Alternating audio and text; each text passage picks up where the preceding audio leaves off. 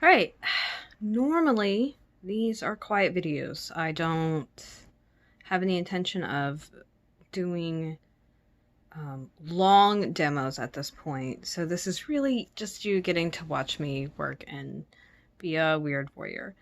But because of the pandemic and, you know, this is a little piece of generosity that I can do, I decided I would demonstrate or show at speed 2 different techniques for doing the same thing. So we've got a needle for needle tatting and then a shuttle for shuttle tatting. If you've been following me, you might have seen me using this unwieldy damn thing on my Instagram live. But I'm not going to be making the same thing. I'm actually using some leftover from having wound too much on the shuttle, but not quite enough, however that works. But it's perfect for needle tatting because it's worked differently. And I'm going to attempt to remember the pattern that I made for this without, you know, having something in front of me. So that's going to be fun. And you'll learn, you'll get to see the difference. So I'm going to start with this first because this isn't going to last very long. And this is going to take a while. So in the interest of not carrying the plague, I will not be licking this, but like, honestly, that's like a thing that happens. So whenever you needle tat, you have to use the right size needle. Off the top of my head, I have no idea what size needle this is. Because my brain is just not functioning right now. But you don't want to use too large a needle because that'll make your tatting really floppy do. But you don't want to, you can't use too small a needle because then you will not be able to get the thread or the string or the whatever through the eye of the needle, and that'll just, it's just a real pain in the ass to thread a needle that doesn't want to be threaded. Says the person desperately trying to thread a needle without their glasses on. Super fun. There's some tricks I use. As you could see, flattening the thread on this side, on the flatter side of the needle, and then turning it and pushing that through. So whenever you shuttle tat, you don't have to measure out any specific amount. You load the shuttle and you load it. If the point is up, you load it like this. So you're going clockwise when you load it, so that when you work it and you're taking it off, you're going counterclockwise. That's how I learned. Theoretically, it's not the only way to do it, but you would have to make some other changes. When you needle tat, you don't have to do any of that. It's really cool. You just put the thread through the needle, the eye of the needle, and you can start tatting. Now what I will say is, this is shuttle tatting with one color, okay? Without the ball, right? This is what's left over, and one shuttle. And there's a really specific way to do that. And I'll get to that when we get over there. So just, this is possible. A lot of shuttle tatting has you work off the ball, which means this right here would be the ball. It would be connected to it. And you would just take the end of what's on the shuttle and the end of what's on the ball, and you would knot them together. This doesn't do that because I didn't wanna. And so I figured out how to do it without that. So that's just possible. Enough of that though. So whenever I do this, I figured out that I like to have about 8-9 inches of tail. And this is definitely more than that, right? But I don't measure it out. I just eyeball it, and I thought, this is like enough. And that's because you're going to use this stuff up. And so you need to have enough left over for when you use this up that you are not out by the time you finish your motif. This would be the disadvantage of needle tatting, on top of the fact that the tatting is on top of the needle, and so it doesn't get as tight around the thread, because at first it's not around the thread. Anyway, so I'm pretty sure that this is, I know this is 4 rings. I'm pretty sure it's a 6, 1, or 6, 3, 3, 5, 1, because you have to join. Yeah, it'd be a help if that made sense. And what I'm doing is I'm counting off the stitches. So there are 6 stitches here. There's a picot, 3 stitches, a larger picot, 3 more stitches, a picot, 5 stitches, a picot, and then a final stitch, a 5th, or a 6th. And that's because you need that next picot to join this too. And so this would be 1, join, 5, picot, 5, picot, 1, and so yeah. Another fun fact, you'll notice this if you pay attention, but maybe it won't be immediate. It wasn't immediately obvious to me. Whenever you're tatting, you're always working like this. Always working clockwise. That's the direction that the tatting goes in. And so that's kind of important and gives you a hint to where to start, and if you just look at a diagram, how it's going to progress. So without further ado, let's get started. And I like to make sure that the thread coming off the needle is up and the tail is on the down part. And I will tuck my finger against the needle to make sure that at first it doesn't pull, because I want to maintain, you know, the tail that I've set here. Now, let's see if I can remember how to do this. It's been a while. Okay, there you go. Oh, good. Now, that first stitch that I do, this is double stitch. Okay. I leave that tail long. When I get that first stitch done, I pull this tail shorter. And that's because when you make a ring or a chain, you have to pull the needle through, right? And the thing about that is I don't want to pull all of this length through. It's so much easier if I just have to pull this little length through. So like I said, it was a 6 and then a picot. And so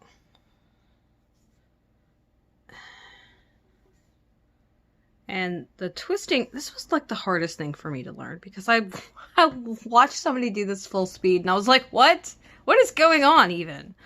And it's just, if you're familiar with the long tail cast on, you'll see some of the like finger twisting that goes on there here. Only it's, and this is, you're just making a loop and then making a loop in the other direction. And that's how you get this little stitch, which is called the double stitch. And I'm always counting. It's like the noisiest project time ever. Okay. Now, I will say, hey, this right here, this first section has 6 double stitches, okay? And you're like, well, wait a minute, didn't you say the work went this direction? It does. There's something special about when I needle tat that I don't do when I shuttle tat. Anyway, this right here is 6.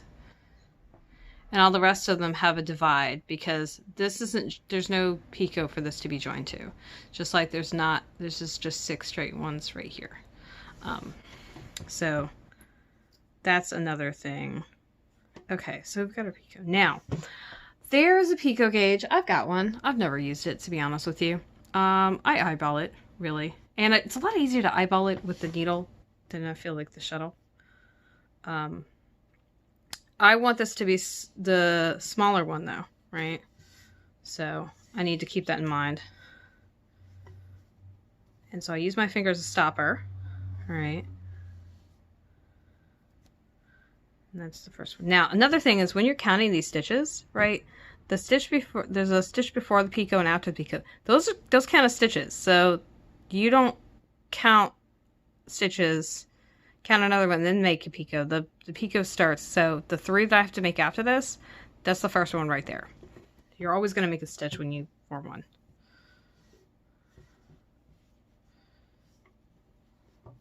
It's like the worst demo ever. Which is a good thing. It's not like really a demo, right? All right, so this is a larger one. So, right, let's make it larger. It's just that simple. I find making mistakes with needle tatting is a little easier to fix as well. Oops, I went too many. So, hey, there's a mistake I've got to... So I got 1, 2, 3, and I did 4, and I don't want 4. So what I'm going to do is very carefully slide it up and slide that one off. And now I can go and fix it, which is to make the next picot. Also, you'll notice these needles, while this is technically, like, if you stab somebody, it will absolutely break the skin. These needles are typically not sharp. And that's because if they were sharp, you would be stabbing yourself all the time, which would not be fun. All right, so now I'm going to make another 5 and then a smaller picot. And that picot that I'm going to use to join, I'm probably going to make that even smaller because I don't want it obtrusive. You know, there's a really disgusting amount of counting that I have to do in my work, and I really don't like it. Thinks that's some bullshit. Okay, like, frankly, the amount of arithmetic involved in art is disgusting. Okay, here's the fun part. Now, so, like I said, I wanted this picot right here to be really small because I'm going to join with that one. So now we're going to turn this into a ring. Okay. All right, so, like I said, I want a little tail here. And you see all these stitches are loaded on the needle. So very carefully.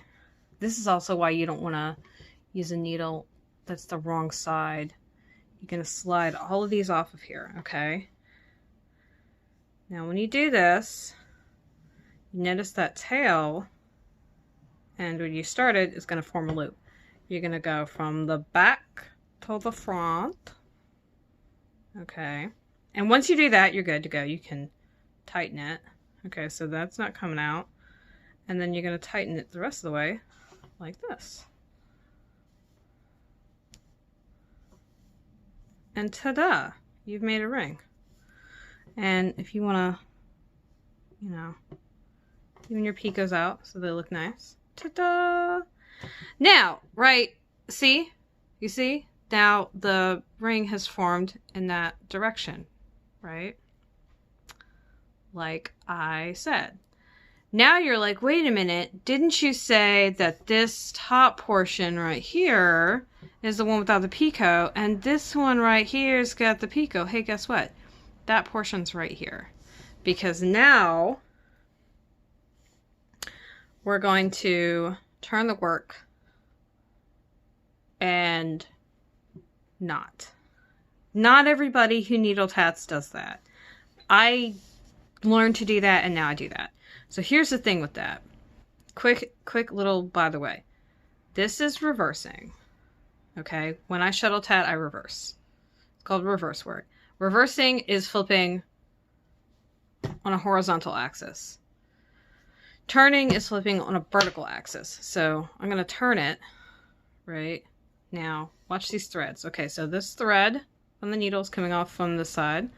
This thread from the ball is coming off from the side. We're going to turn that. And then we're going to knot it. And you can turn it the other way. It doesn't really matter which way you turn it, honestly.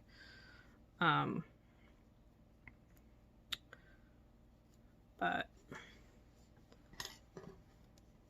the whole point is then, right, you've got it facing that way. And so now what's going to happen is I'm going to continue. I'm going to turn it back. Okay, right. And I'm going to continue working in that way. But you turn it when you knot. Okay.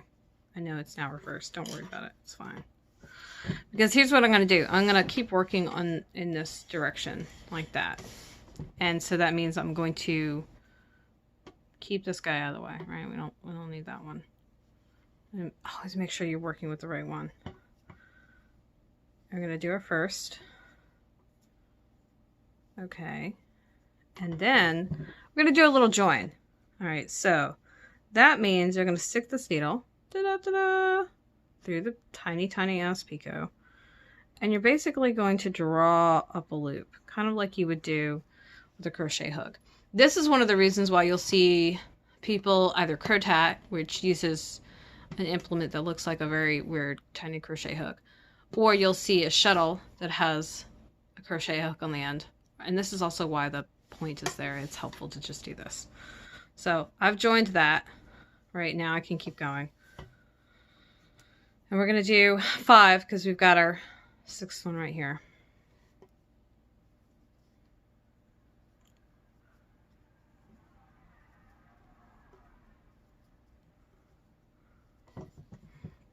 And of course I'm gonna count because you can take tatting apart. It's not a fun exercise to do though. Okay, so remember this is the one we want the longer picot here, so we need to make a larger space.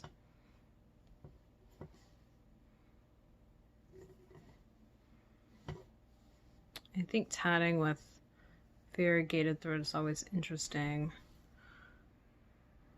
because you never know what it's gonna turn out like. And you can tell, you can kind of guess, because if you're familiar with how it variegates and just the direction that tatting moves, you can tell what it's gonna look like. You can follow the variegation as you go. Okay, and we want another tiny one, right? Because this is gonna join to the next, this one. Ooh, that one. It's gonna join to this one.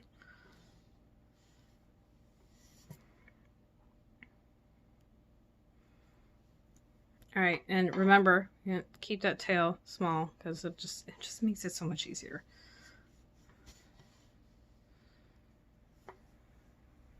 This is also why you want to have a nice tail, because you need that space to be able to draw this needle, because tatting needles are long. I want to say this is like a 6-inch needle. Okay.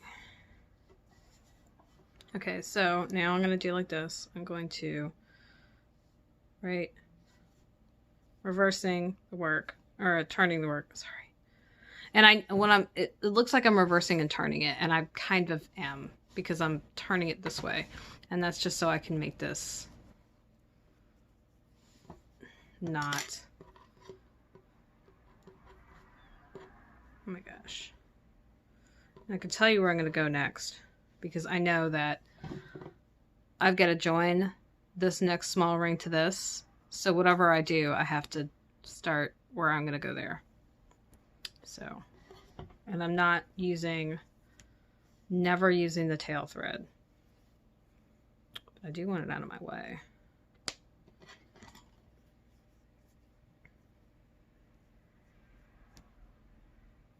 Oh my god. And this is one of those things, I know how to do it, but it's like explaining it, it's like a real pain in the ass. Because I just do it, I do it the way that it works.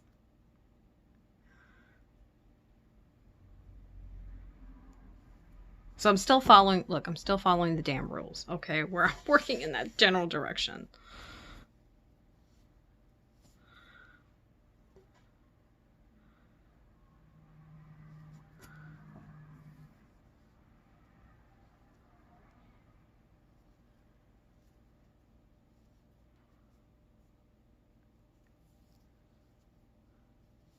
Okay, now it's time for that larger one. As you can see, these butterflies don't take too terribly long to make. And you guys will see, this is like the right amount. I've got some left still. Not a ton. I probably can't make 2. But like this amount was perfect for this, which I've made enough of these to gauge that.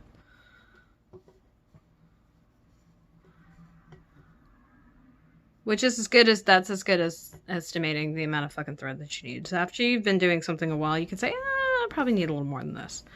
And it's, you were eyeballing it, is what you were doing. You were not actually certain. And more than likely, you know, because you've used too little or you've used way too much. And then you're like, oh, whoa, What's all this stuff for? Okay, so, right, this is our last tiny picot that we're going to make. This one's right here. And then the rest, that's it, are just regular. And let's make sure that I counted that out right. You know, this is really fucking hard to do when I can't see good. That's great.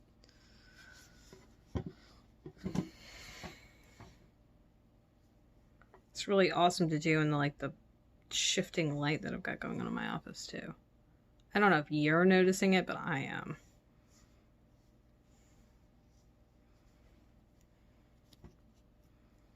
Okay, so we're gonna do that. And I liked, when I knot these, I like to put it on a flat surface because it's just, it makes it easier to get that knot real nice and tight.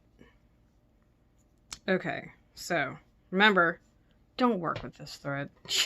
I think I've done it before, and again, you can fix it. It's just a giant pain in the ass to do so.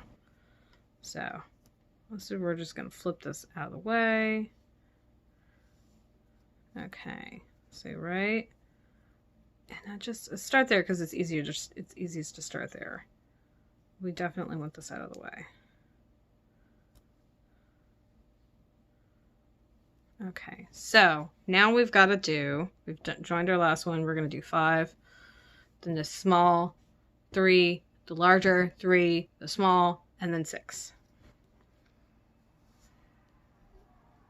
I don't have any patterns handy to show you. The book I have on it actually is a digital book.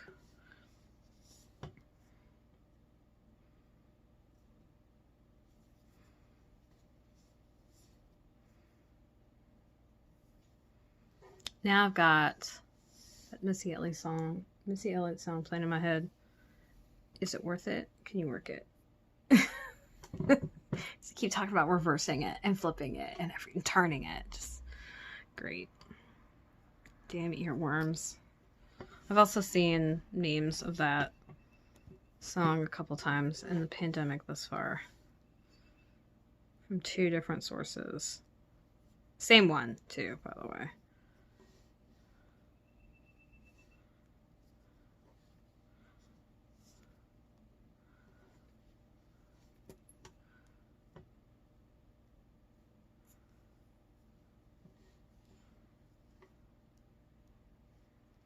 All right, now we're down to our last 6, and we've got the first one right there, so I got 5 more.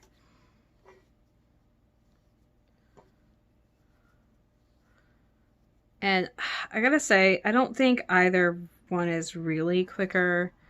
If you get good at something, right, you can move more quickly. That's just kind of how that works. But is it actually quicker? Comparatively, like if you can do both well, I can't answer that because that's going to be personal. All right, now we got all these threads going everywhere, right? We need to make sure that we don't do something silly like knot it around one of the rings that I've already made. Done that too before. That's like super fun, and by super fun I mean horribly annoying. Also, you want to make sure you don't twist this. See, this is trying to twist right here. I know it's supposed to lay like this. So I'm just going to go ahead and thread the needle through there. And that'll solve that problem right there.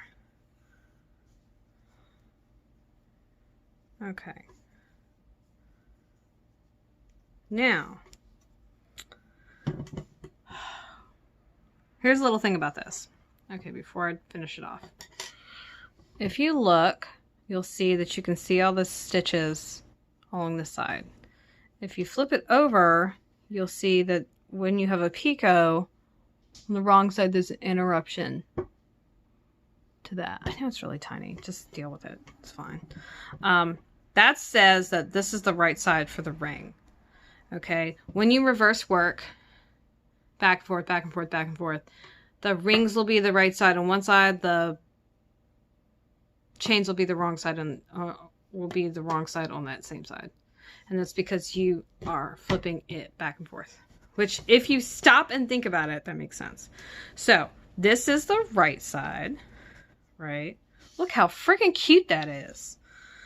Which means this is the wrong side, and the wrong side is where I want to knot things. Okay, so this thread's coming off of here. This thread's coming off of here. I'm going to insert the needle into this side.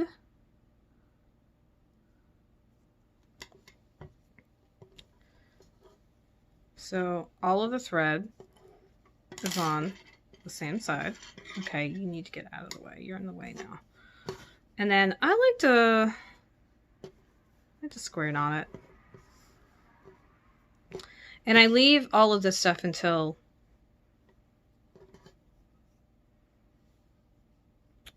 leave it all as much as I can.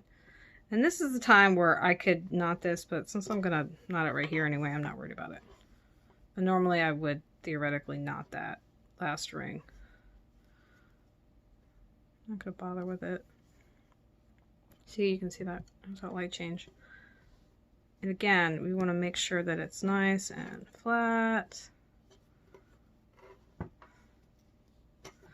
When you square knot, you go over with one, and then you go the opposite with the second half.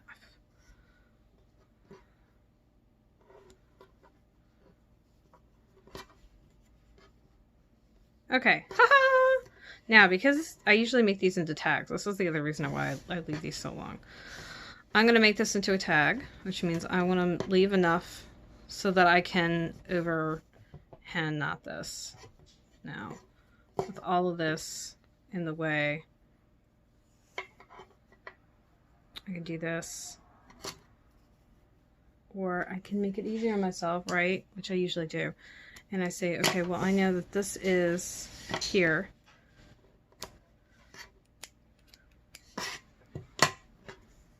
And then I'll just overhand it.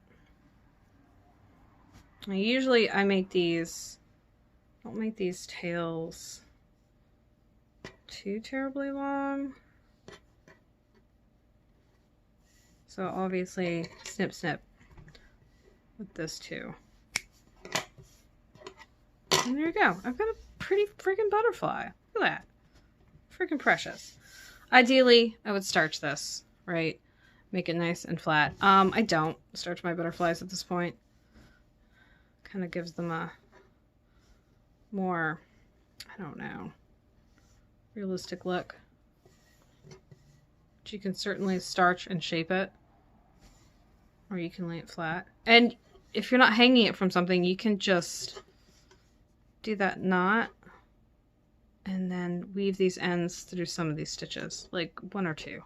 And then cut it really close. Just make sure you don't cut the tatting itself. So there you go. That's how I make my butterflies. You know now. My secret's out. Back to shuttle tatting now. Okay. So I've got a ring. Oh, hey. I got a ring. I got a chain. I got another ring. You can tell I started here because one, that's that right side. Right, so you can see the line of stitches going across. And then if you look down here, you can see it's the wrong side for the ring or the chain because there's no straight line. Also, this tells me that, hey, this is the start. This is where I started. And this is how this works. This is my ring thread. This is my chain thread. Okay. Let's see. And so I need to make sure that this is tight. And you see this is like a lot stiffer and neater, right? And that's because there's no needle. There's just the thread that's on it. So I'm going to go long enough to do a ring and a chain for you. Even though that last piece was all rings. Okay. And actually, I want this wound back up a little bit. Oh, gosh. Yeah, see, this is me, like, fumbling with this shit. Like, hardcore. Looking inept. It's super awesome. Okay. Also, we're gonna move back just a little bit. Just a little bit. There you go. So there's no weird light. I should put this down. I don't like to have a lot of thread off of the shuttle when I'm doing a chain, but you have to when you do the ring. And you'll see when we do one.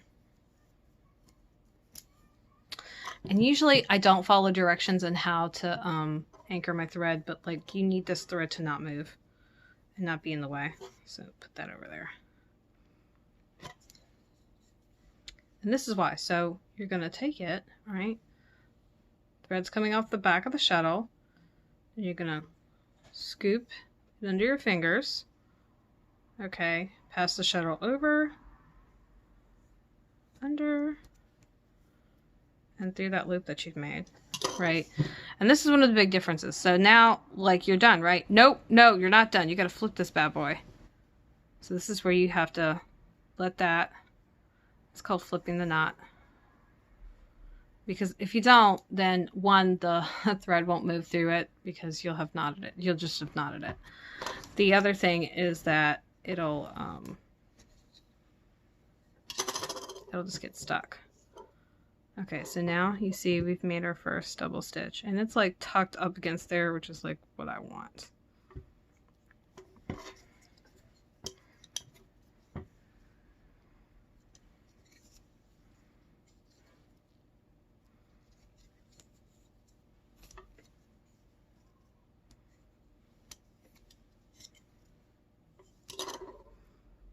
We got our 3. So I told you it was easier to make a picot with the needle tatting, right? Yeah, it is. I'm glad it doesn't look any darker in this freaking camera for y'all, because it's darker in this room. So now, again, I'm eyeballing it. Now, all of these picots for this piece are about the same. So as long as I keep that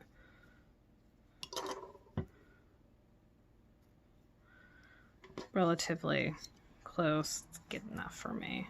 These are practice pieces. I don't really care.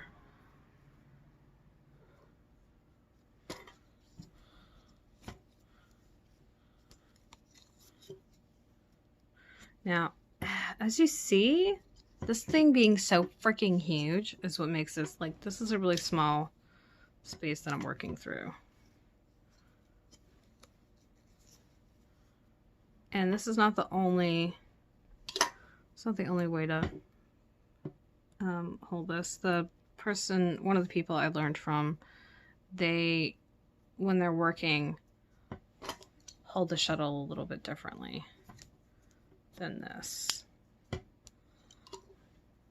You notice I'm putting this down a lot, and that's because I don't shuttle tat very often. Like, this is me shuttle tatting often. This is lately what I've been doing.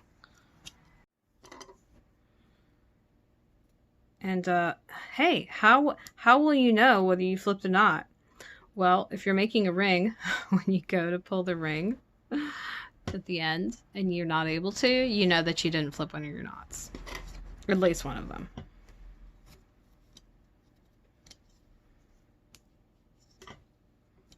And it's, you know, it's easy enough to fix.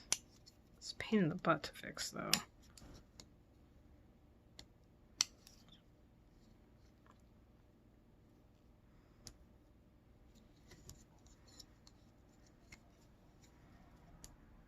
I also don't usually work through, I'm not looking through the camera, but I don't work with the camera in front of me. And so there's a awkwardness to me holding this. This is not normally present. If you were to just like walk up to me while I was doing this, I'd be holding things a lot closer to me and it would be a lot less awkward. So that's another thing.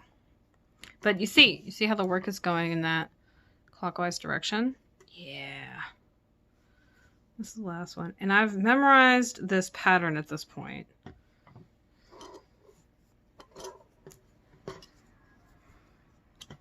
So that helps. This is a really small motif.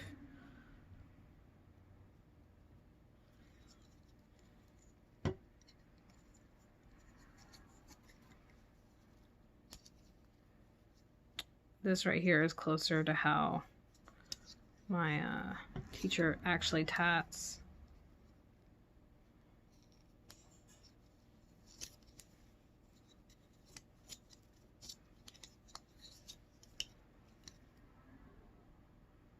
And that is all of them. Okay, so look, here's the thing. We made this. We didn't do any chains with the needle tatting, but there's the stitches already worked on it, right? So there's no pulling or tightening anything. I mean, you want to make sure it's nice and even.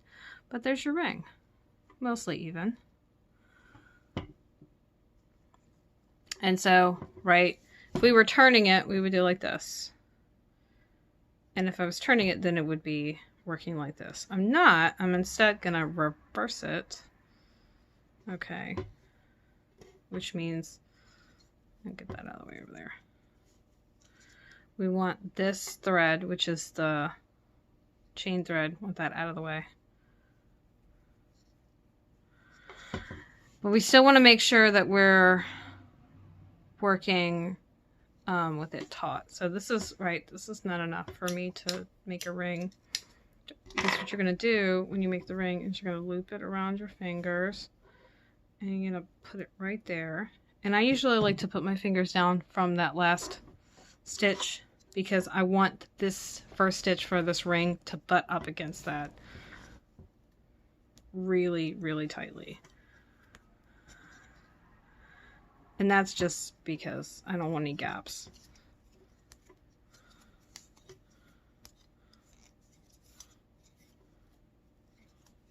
But you can see where I need more thread taken off of here for a ring than I do when I do a chain.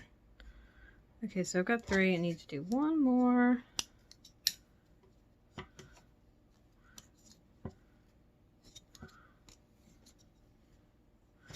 Okay, now the fun part. This is actually what I jacked this up the other day because I didn't have this set up and it was like super fun. And by super fun, I mean it was awful.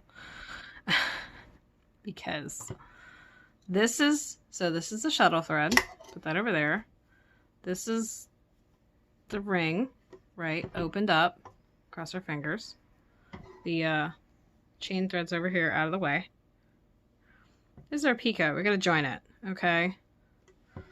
So this is where it gets fun. You're gonna do much like you did with the needle. You're gonna poke it through the hole. And you're gonna drop a loop. Oh, so carefully. Okay, now when you do this, you're pulling this thread, right? So I'm not gonna take my fingers out because if I do, then I'm gonna split all the way through and I don't want to do that.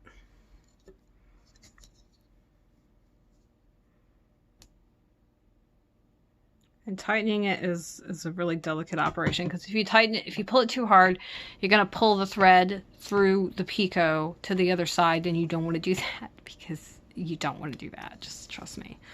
I actually had to take out an entire flower because I did that.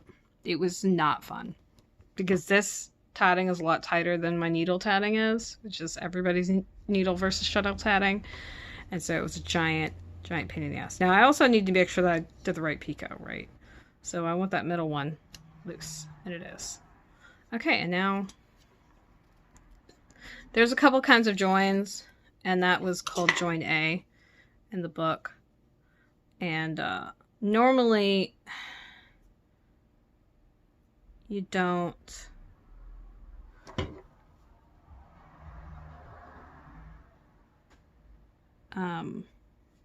you finish off that's considered half the join. But as looks in the pictures of the pattern, they didn't finish the join. So I've been fussing around with that. That damn light beam again.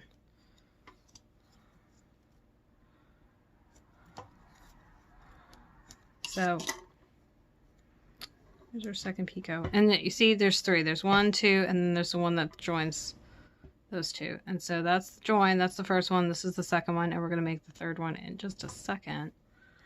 And that's going to be the one that the next ring joins to.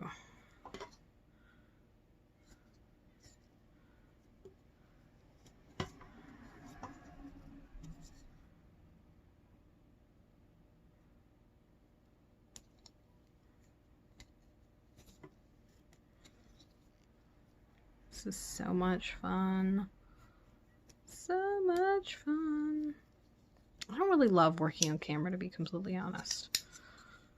Mostly because it's just a lot of work to get it just right. And I can't stand it when people stop paying attention and they work off camera and they don't fix it. And then they post it anyway, and you can tell they clearly didn't watch the video because they would have noticed they were off camera. And I know it's easy to go off camera. I know it is. But because I know it's easy, I check. Alright, so do we flip the knot? And the answer is I don't know.